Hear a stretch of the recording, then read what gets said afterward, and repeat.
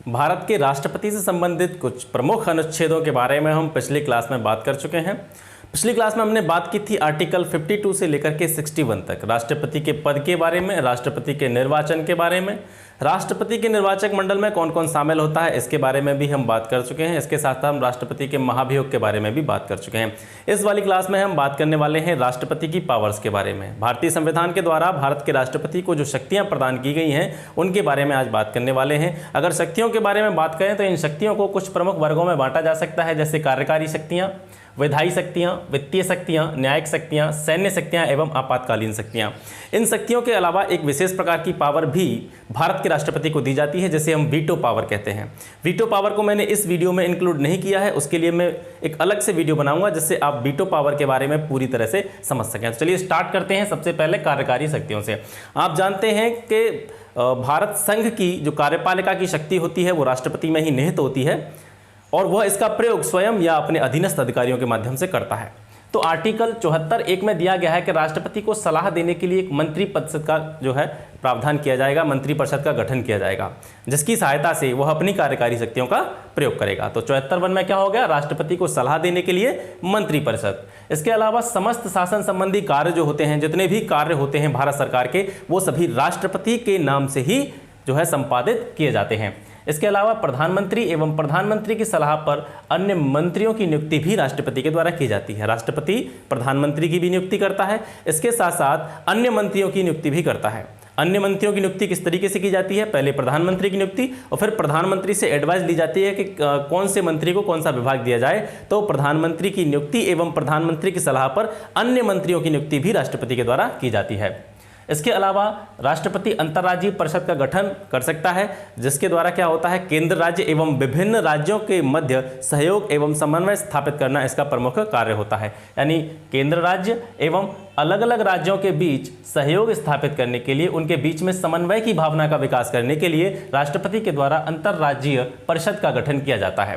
राष्ट्रपति इसके साथ साथ किसी भी क्षेत्र को अनुसूचित क्षेत्र घोषित करता है। ठीक है, राष्ट्रपति को यह पावर भी दी गई है कि वह किसी भी क्षेत्र को अनुसूचित क्षेत्र घोषित कर सकता है। वित्त आयोग का गठन भी राष्ट्रपति के द्वारा किया जाता है। वित्त आयोग के बारे में ज़्यादा इसलिए यहाँ पर नहीं बता रहे हैं क्योंकि वित्त आयोग एक अलग से टॉपिक आएगा, उसके बारे में आप पूरी तरह से जानकारी प्राप्त कर सकेंगे। इसके अलावा राष्ट्रपति को जो शक्तियाँ प्राप्त है कार्यकारी शक्तियों के अंतर्गत, वो है अनुसूचित जाति यानी SC, अनुसूचित जनजाति यानी ST एवं अन्य पिछड़ा वर्गों के लिए जो आयोग होते हैं, SC ST आयोग, अन्य पिछड़ा वर्ग आयोग, इनके लिए जो अलग अलग जो है आयोगों का गठन राष्ट्रपति के द्वारा ही किया जाता है। राष्ट्रपति के द्वारा SC आयोग, ST आयोग और अन्य पिछड़ा वर्ग आयोग का गठन किया जाता है, जो कि अनुसूचित जाति, जनजाति एवं अन्य पिछड़े वर्ग से संबंधित जो लोग होते हैं उनके अधिकारों की रक्षा करते हैं। इसके साथ साथ राष्ट्रपति संघ की कार्यपालिका से संबंधित कार्यों की जानकारी, संघ की कार्यपालिका से संबंधित प्रशासनिक कार्यों की जानकारी प्रधानमंत्री से मांग सकता है, उसे यह अधिकार भी दिया गया है।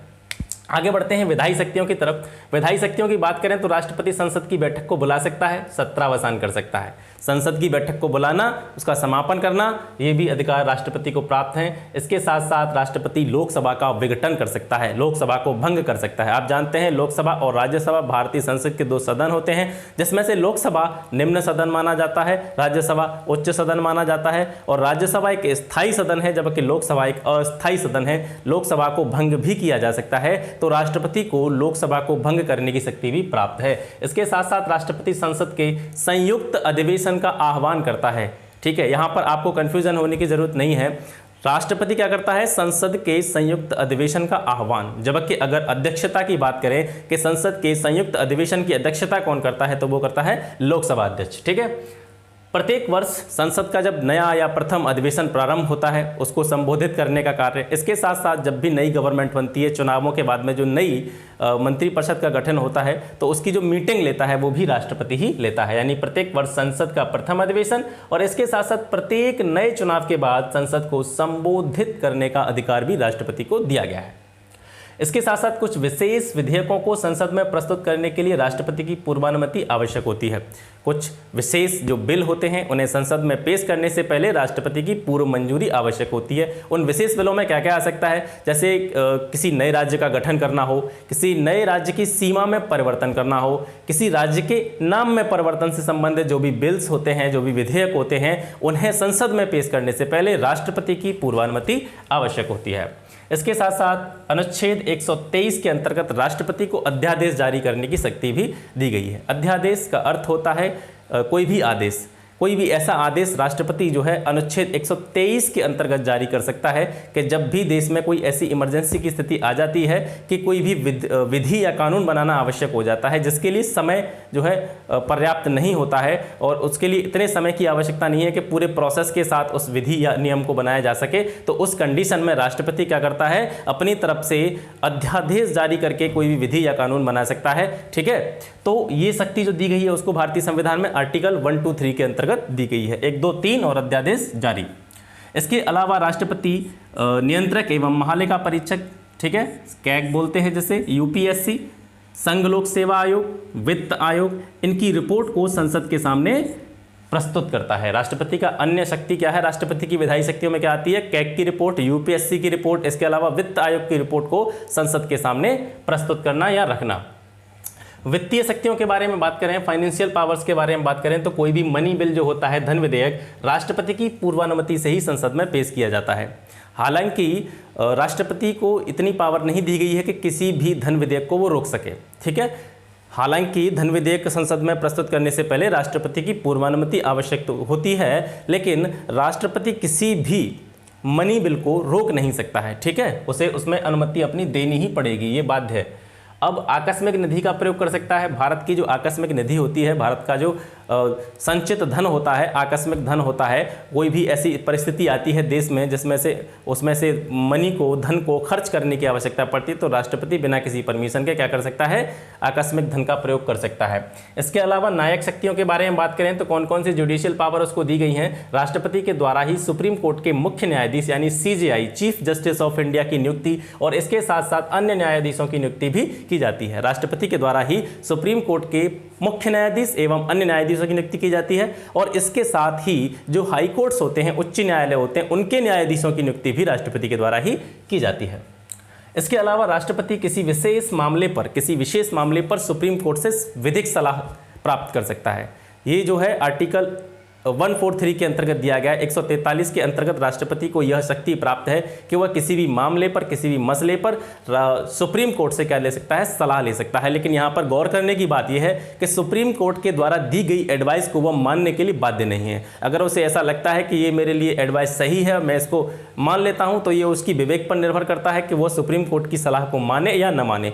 सुप्रीम कोर्ट उसे अपनी सलाह को मनवाने के लिए बाध्य नहीं कर सकता। ठीक है, तो सुप्रीम कोर्ट से विधिक सलाह ले सकता है अनुच्छेद 143 के अंतर्गत। किसी अपराध के लिए दोषित व्यक्ति को राष्ट्रपति क्षमा कर सकता है, दंडादेश का निलंबन कर सकता है, प्राणदंड का स्थगन कर सकता है और उसकी पूरी सजा को माफ भी कर सकता है। ठीक है, राष्ट्रपति को ये शक्ति भी प्राप्त है कि किसी भी अपराध के लिए कोई व्यक्ति को दोष सिद्ध किया गया है और उसे वह क्षमा कर सकता है, उसके दंड को कम कर सकता है। अगर उसे मृत्यु दंड दिया गया है तो उसे रुकवा सकता है, उसके समय में परिवर्तन कर सकता है और यहाँ तक कि वह किसी के मृत्यु दंड को पूरी तरह से माफ भी कर सकता है। तो इस प्रकार की शक्तियाँ भी जो है न्यायिक शक्तियों के अंतर्गत राष्ट्रपति को दी गई हैं। अगर अब मिलिट्री पावर्स की बारे में बात करें, सैन्य शक्तियों के बारे में बात करें, तो आपको पता होगा राष्ट्रपति भारत की तीनों सेनाओं का सर्वोच्च कमांडर होता है, यानी थल सेना, जल सेना, वायुसेना, इन तीनों का सर्वोच्च सेनापति या सर्वोच्च कमांडर के रूप में राष्ट्रपति को जाना जाता है। इसके साथ साथ वह संसद की अनुमति से युद्ध की घोषणा कर सकता है। अगर युद्ध चल रहा हो और उसको समाप्त करना हो तो वह समाप्ति की घोषणा भी कर सकता है, लेकिन इसके लिए उसे संसद से परमिशन लेनी पड़ेगी। यानी संसद की सलाह से, संसद की अनुमति से राष्ट्रपति किसी भी युद्ध की घोषणा कर सकता है एवं समाप्ति कर सकता है। आपातकालीन इमरजेंसी पावर्स के बारे में बात करें तो 3 तरह के आपात के बारे में भारतीय संविधान में बताया गया है। राष्ट्रीय आपात, राष्ट्रपति शासन और वित्तीय आपात। राष्ट्रीय आपात, राष्ट्रपति शासन और वित्तीय आपात, 3 तरह के आपातकालों का प्रावधान भारतीय संविधान में दिया गया है। और इनसे संबंधित कौन कौन सी पावर जो है राष्ट्रपति को दी गई है कि राष्ट्रपति अनुच्छेद 352 के तहत, 352 के तहत राष्ट्रीय आपात की घोषणा कर सकता है। अनुच्छेद 356 के तहत राष्ट्रपति शासन लगा सकता है किसी भी राज्य में। अनुच्छेद 360 के तहत वित्तीय आपातकाल की घोषणा कर सकता है।